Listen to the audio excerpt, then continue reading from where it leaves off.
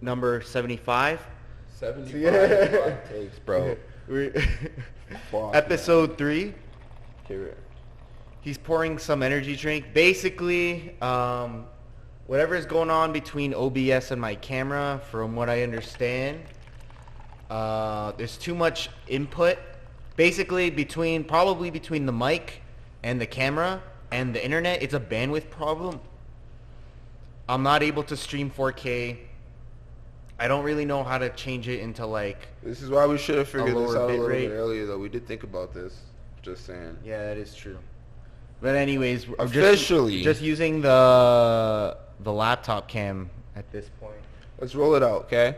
Officially. I'm liking how it goes. Drinking some energy drink. No labels until they sponsor. It's a 3, 2, 1. Officially, Shack in the Woods, episode 3, is it? Huh. We're titling it Welcoming Guests. It's your boy, the real APZ. I'm here with my boy, Luis the photographer.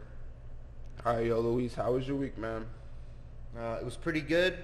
Had some business I had to get done with the bank. They folded. I got it done. It was pretty good. How was your week? My week was pretty good. A lot more focused. Last week, I think I said I was a lot, like, unfocused and shit. Got a lot of stuff done. We got these mics. Now we just got to figure out how we're going to get the camera going good. Yeah, I'm pretty content with my week. I didn't hit the gym as much. That's the only thing that I'm pretty, like, I think I got to work on, but it's Monday, right? All right, that's what you get for Mondays. Took this guy an hour to wake me up. Yeah. I got these migraines going. I got a migraine right now. But you know, it is what it is. Did you make anything this week, food-wise? Food-wise, what did I make this week? I think I made, like, let me just check right quick, actually. I don't even remember if I really made anything. I know I made a lot of shit. You know, I work in the kitchen, right? Yeah, he made me a few things I for know. dinner. I made, like, I can't give you that recipe, but I made this, like, shrimp fried rice. And my grandma always makes that, like, family dinners and stuff like that. That was pretty good. But here's something I made right here. I made some, like, brisket tacos. Everyone loves tacos. On Wednesday, I made these brisket tacos. I had like a flour shell, and then I put some avocados, some brisket, some caramelized onions, and I topped it off with some chipotle mayo with some herbs. I'm gonna post it on 8 Months pretty soon. Man, that shit was pretty good. Made it for my boy Etienne. Yeah, I think that's what I did. Nice. That sounds delicious. Basic recipe to that was I took some beef bacon, chopped it up, threw it on a flat top, grilled it off a little bit, caramelized some onions at the same time with a little bit of garlic and sugar, and threw that on top of the avocados, and then the chipotle mayo and the herbs underneath on top of all wrapped around a flour tortilla, and it was fucking pretty good. I'll probably try it out. All right, moving on. All right, let's talk about what was going on with the mic situation. So, we were in Calgary. We happened to be there visiting some family, whatnot. And then we stopped by Long and McQuaid, and I pulled over to the Long and McQuaid. Do you remember the conversation we were having? Not entirely. I remember, like, I was so against getting the mics. So this guy was against getting mics. I'm like, bro, we're doing a podcast. Yeah, it was. So his thing was like, so we're renting these mics, right? We don't own these. My theory was we get these better quality mics so that we actually have some like podcast mics. It feels more like a podcast. He wanted to go like the cheap route. He's like, okay, but we'd own these mics because he really wants the ones where you tie it to your person, like the little like outside mics. But I don't really like those mics. Like I used them before. Like they're okay. Like they work for what they do. But for a podcast, I really wanted some better mics. But I don't know. I'm also gonna use them to record music and shit. I think maybe. Let's see what happens. Yeah, we'll see what happens. Another thing was when we were doing the podcast, it took us maybe 20, 30 minutes to get it started because we could not get the video going. I think the problem is there's too much input with the mics No, I and the think it is. video Look outside, versus bro. It's the a internet. fucking snowstorm, bro. Yeah, it's a snowstorm right now. Life in a shack in the woods. Yeah, it's a shack in the woods life. I could move. Nah, I can't move the laptop. Everything's plugged in. Nah, too leave it much. in. I got some footage of it earlier. I just added to the beginning. All right, cool. All right, so I'm gonna move on with the topic, sir. we got some up and coming exciting things. Let's talk about the silly cilantro. Yeah, So silly what say cilantro. you about the silly cilantro? What is cilantro? Why is it silly? And what are you doing about it? Well, there's not really too much to it. Like, we're gonna have a staff event called Silly Cilantro that we do every couple Sundays. Management said that we could DJ it, so we're gonna have our boy come in and DJ. Shout out to DJ Pentland or Pensy, DJ Pensy. So yeah, that's basically it. November 26th, we're gonna have a little pop-up shop for Aboutpaperzeen. I'm pretty excited about it. Come through, get lit, get loose. All right, and Message for details. I know you're pretty low key about some of your more serious projects, but did you want to talk about your music video? Okay, Coming yeah, up? we shot a music video for Sad out in Calgary. That was pretty cool. We got my family member was around for that, so that was pretty chill. Yeah, like that was probably my first video that I had somebody in that like from like Ontario. I think that I knew from before, so I think that was kind of cool. Excited for that. We gotta do a lot of editing for that as well. I think I posted something about it earlier today or yesterday. Yes, sir. It's all on the computer now. All we gotta do is start getting to the color correcting. I got a lot of really cool shots. Some shots I messed up, honestly. Some shots he kind of started walking out of the frame because he didn't really have an idea of how the camera was focusing. It's not a fast autofocus camera, but at the end of the day, we got the video done. And I'm proud of the footage we got. And we did a bunch of takes, like at different spots. So hopefully it'll all come down and marry itself into a nice video. So yo, Luis, I also wanted to ask you, yo, what do you think about like welcoming guests? Like one thing that's in the back of the house for me, I could say is I don't see guests a lot, right? So like and I actually wanted to like be a bartender one day or something like that, but I have no idea what it would be like interacting. Like me, I could come running off like hangover, like I'm fucking had a big night the night before, and I'm just sitting there chopping onions, like ooh ooh ooh ooh ooh, crying, being like, this is my punishment. Like I wonder what it's like for you if you like had a big night, you got like welcoming guests and shit like that. Gotta welcome some guests. For me, it might be a little different compared to other servers. Naturally, very introverted person. So honestly, I get a ton of anxiety before every shift. Like, I'll just be honest. Like, but when I'm there, when I'm on the floor, I'm in the flow of things. It's like my home. But right before the shift, the anticipation of like going from out of bed into work, clocking in, and now I have to go up to these people and they're expecting like a guest experience. It can be kind of tough, but you know what? Sometimes it takes a guest or two, and then after that, you know, it runs really smoothly. And a lot of times it's actually the guests that bring that out of me. So sometimes like you kind of bring you shift the mood up for the guests. Like they're just kind of like chilling, like they're kind of exhausted because of kind of a hassle, how it is to get like for parking, to check in. Shit. Yeah, I get it. You know, they're just waiting.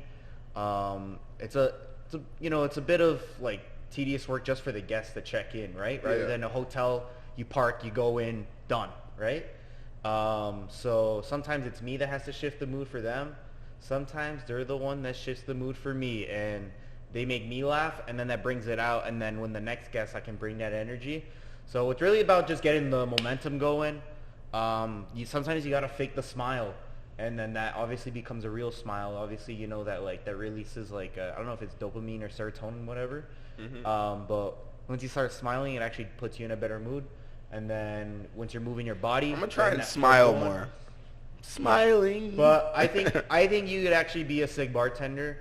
One, because when it comes to food, you know the food, you know how to work a line, and that's what a lot of being a bartender is you're working just like a liquid line.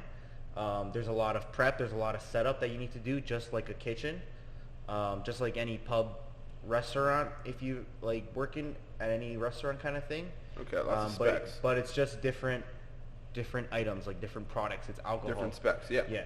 But with alcohol, obviously, like a lot of people like us in the industry, we have a bit of a passion for alcohol. So I think that makes it easier. Like it makes it more fun. Like just the smells. Like you're like, oh, this liqueur. I've never really, you know, when you go out to drink, you drink beer or you drink vodka or something. Like you personally are like, oh, I'll see you drink that. I'm on the whiskey a lot recently. Whereas on the brown stuff. If you're starting to shake martinis and stuff, you're like, oh, like this is like a dirty vodka martini, or this is a dirty. Oh, we're martini. talking about making drinks. Yeah, you know, it's different. Like you're like some of the ingredients are familiar. Yeah. Some of them are different, and then that'll kind of start up like the passion. I think you'd like it. I think you should go for it sometime. Whether it's at the resort that we work at, or maybe the next one, maybe your next job. I think you should give it a shot. We'll see. May I offer some advice? What's up? When it comes to working in the front of house and back of house, I know definitely never, ever, ever try to split your time, because it will never work out the way you see it. What do you mean by that? There's been so many times, honestly, the last 3 or 4 jobs I've had, maybe 5 jobs, I've been trying to do a front of house and a back of house split, whereas I wanted, let's say, 3 shifts in the back of house, 2 in the front of house. I have lots of friends that do that. Next job I wanted, 4 in the front, 1 in the back. End up working full time in the back of house. So best thing to do is just stick to, like, if I want to do a bartending job, just apply bartending. Change your resume. Why do you feel that way? Until it says, just the way it works, like, because the front of house manager and the back of house manager, they're different people most of the time. Sometimes you have a general manager making the schedule for both, whatever it is. It doesn't end up working out where you get the same schedule. As you know, your schedule's never the same every week unless you're a chef or a sous chef or a head bartender. Unless you're making the schedule. Yeah, unless you're making the schedule, unless you're or your boss blesses you. Like I remember when I worked at a ski resort, I worked at Sunshine in Banff. And my fucking days off were like Wednesday, Thursday. And no matter what, I was always off, man, Wednesday, Thursday for that whole year. Everybody else got different days off. Remember, one day, my days off changed. And I was like freaking out. And I was like, yo, like, what the fuck? It's like my second job, like, officially in a kitchen. Because I worked in kitchens my whole life. But, like, not my whole life. But, like, my family has a catering service and stuff like that, so I've always been around food, but like this is my second job in a kitchen that wasn't like with family, so I didn't really understand like schedules and shit like that. So like I'm like, yo, what the fuck, like this is my day off. And then buddy's like, bro, my day off changes like every fucking schedule. Like I never know when I'm off. Like I just have to like ask chef if I can do something, and then maybe I can do it. And I was like, oh shit, maybe I shouldn't be complaining. Yeah. How old are you when this was happening? Oh, fuck, probably like 22, 23. No, 22. 22, yeah. Yeah. So about half a decade ago, or only a couple years ago? Kind of forget how old you are. Wow, half a decade. Wow, yeah, 22. Ugh. Yeah. Ugh. Yeah, time flies, man. Like. Shout out my boy Newly. Yeah. I remember, how old are you when you started working in the restaurant industry? Like, what do you mean by that? Like, in general? Yeah, like what? Like, how old were you when you had your first, like, this year cooking job? Cooking job? Like, I didn't really work when I was younger, you know what I mean? But, like, there was, like, my family had a catering industry, so, like a catering service. So, like, sometimes I'd be, like, hanging out. This is my grandma's house. So I'd be hanging out at my grandma's house, and she'd be like, yo, you gotta chop this shit up, or you gotta, like, peel these potatoes. Not really chop this shit up. I was trying to, like, sound cool. Mainly, I had to peel potatoes a lot, and then if I was fucking with my aunts, like hanging with my aunt, like there was like a restaurant that she used to do, and like I used to kind of have to like scoop rice out of like a steam table and then put it in like a takeout container and then put like the meat, like oxtail or like curry goat on top of the rice and then close the thing, and that was basically it. It wasn't like, but I started doing that around 7, 8. Started working in that restaurant thing when I was like 13, a little bit, like. You were working in a restaurant when you were 13? Kind of, but not really. So it was like, I'd pull up and just help out type shit. Like I just like scoop some stuff from a steam table. I didn't cut anything up. I didn't make any recipes. I didn't make a coleslaw. I didn't make a salad. I can't like, you know what I mean? But I was just always around everything. You're just like, extra hands doing what you could at the time. I could do the stuff. They just didn't want me to. They didn't even teach me the recipes. What was your first day like working like a deep fryer line? Like let's move forward to like you're on the line to like I need some fries. You know, drop that chicken. Like how old were you? What restaurant was it? If you want to mention it, I don't know. It was Tulo's. That first time I used the deep fryer, and Muskoke's. Yeah, in Skokes. All right, shout out Muskoke's. It was pretty chill, I think, actually, when I think about it, because my buddy taught me how to do it, and he basically was just like, yo, throw this fish in the fryer, and whenever I ask for a fish, make a fish. And, like, I'm used to a lot harder jobs. I was used to, like, working, like, general labor, so I'd do, like, factories and shit like that, and, like, be, like, sitting there, like, busting my ass all day. So they were just like, stand here, and until we ask something, just drop it in the fryer. And I was like, oh, okay, this is so chill. It was pretty chill. What kind of fish was it? Fuck, haddock. Haddock? Yo! Yo! I had the same experience on my first, like, fryer thing. I remember the first thing I dropped was a haddock. Fish and chips. They're like, Luis, like, you gotta, like, because I could drop fries, whatever, right? But that's because you scoop the fries in from a bowl or whatever they use into the fryer and you drop it, but you don't really have to get close to the oil. But then when it comes to dropping fish, you have to do it properly. You gotta flour it, you gotta batter it properly, you gotta make sure you make the batter properly, beer batter, whatever they use. And then you gotta get really close and you gotta do it patiently, but you also have to do it quickly. Especially if you're you mean the wave, eh? Yeah. You drop fish on like a Friday fish and chips day kind of thing where you're dropping like fucking 40 fish, whatever. Shout out to all the lads that worked with me out in Skokes, or spent the summer with me out in Skokes. How we do the wave is different. We just wave it. 'Cause we stay wavy, baby. The wave? We stay wavy, what baby. What are you talking about? The wave, when you like put the fucking shit in the batter and you gotta like what you just said, slowly put it in. Fuck that slowly shit. Yeah. You know what I'm saying? You just make sure that shit crispy. As long as that fish is crispy and completely coated, we Gucci. Like, what's your technique? Like me, I would, you get flour, batter, assuming you've done the batter right, secret. And then just shout out to everyone that spent the summer with me out in Skokes. They know the secret, and that's that. Yeah. My technique's the secret. All right. Well, I'm gonna say my technique. It's just you do it once, and then you bring it back, and then let it go. Bang. And then done. Aggressive. That's how fish and chips is done. And then you just watch it, make sure the oil's clean, and then it comes out fluffy, crispy. I just want to shout out everyone that's been watching the podcast. The last one did really good. Episode 1. Check out episode 2. Check out this episode. Make sure you guys subscribe, leave a comment, give us some topics so we're not like sitting here trying to figure out what to say and shit. Thank you for the feedback. It's been amazing. Shout out Tonics Bros again for the sponsorship. Yes, sir. Tonics Bros. I'll throw the logo in. Yeah, we can throw logos in, but we can't look at each other in fucking 4K. That's the... Yeah, never mind. I don't have the logo. Oh. Shout out my boy Newly. Next time. Silly Cilantro, DJ Pensy. I'm gonna shoot him a DM after this. It's 1:30 now. I gotta work at like 3, so it's like an hour and a half to get ready. Yeah, I gotta work at 3 as well. What are we at for time? We got 19 minutes. So we gotta go at least like 5 more minutes. All right, let's do 5 more minutes. You got anything on your mind right now? Yeah, embracing cultural sensitivity. I don't fucking know. Like, What do you mean by embracing culture sensitivity? I just fucking said I don't Sensitive fucking how? know. Like, I guess in my opinion, when somebody asks me that, I would say like, fuck. Um.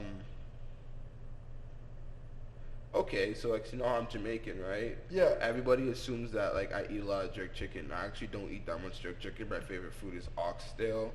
So like most of the time, especially being a cook, like they'll be like, "Yo, I make this wicked jerk chicken," and I'm just like, "Oh, okay." Like, you know, I need you to make me some jerk chicken, and I'm just like, "Dude, I don't even know how to make jerk chicken."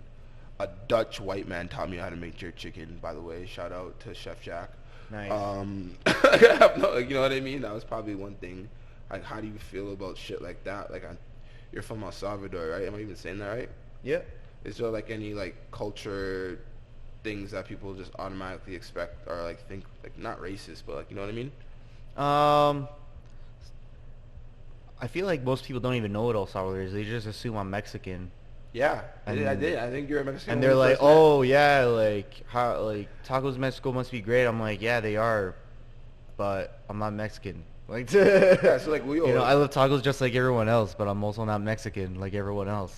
what do you think like about that? Like, do you feel like it's good? Because you educated me, Yeah. and then I met somebody else from El Salvador, and I was like, yeah, I actually know where that is. Like, my boy's from out there, and Yeah. we made an instant connection just from that. Nice. Yeah, that's So, like, dope. How do you feel about that? Like, do you feel like I think it's it's- cool, or do you feel like it's like fuck y'all? I should know think where I El think it's Salvador cool, is? man. Like, you know, like I remember watching this guy interviewing like Asian people, and then he'd be like, "Okay, what type of Asian is this? Okay, what type of Asian is this?" And he's asking like people who are like just straight like immigrant Asian, and they're just like, "Yeah, honestly, like we don't even know sometimes what part.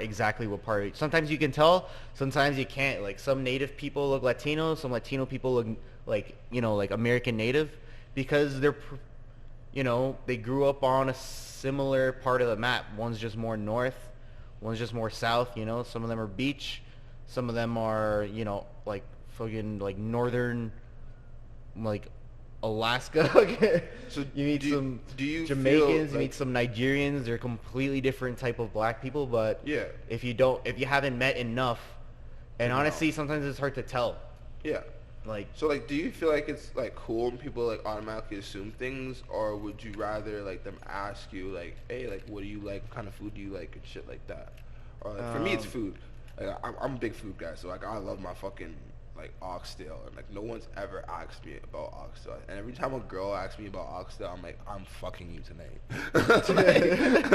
like you just hit the fucking like gold jackpot. Like that's all I've wanted in my whole entire life. Is someone else that loves oxtail as much as I do. yeah, I've had oxtail once. Really. I gotta change that for you, bro. You gotta find some oxtail. I gotta definitely try some more. Like I've had it one time. Yeah, it was. I remember my friend. I don't know why he was like trying to tell me it wasn't like a real oxtail. I was like, but like that's what I want to try. Like, what is this?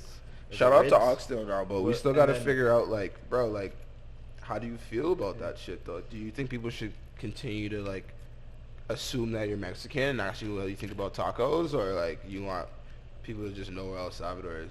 Should we get Yeah. an I El Salvador mean, flag and just throw it in the next. I mean, podcast? it's a good opportunity to open the conversation and like educate people a bit. But even I myself, I'm not educated on my own cultural background as much as I would want to be. Bro, I'm gonna make I'm you pretty a Canadian. custom El Salvador tee. On God. Wow. I'm gonna make you oxtail costume. It's where you put the butt plug in your butt, and then it's Whoa. oxtail coming out of your. We ain't going back to that. Nothing's going there. It ain't that serious. I'm joking. All right, cool.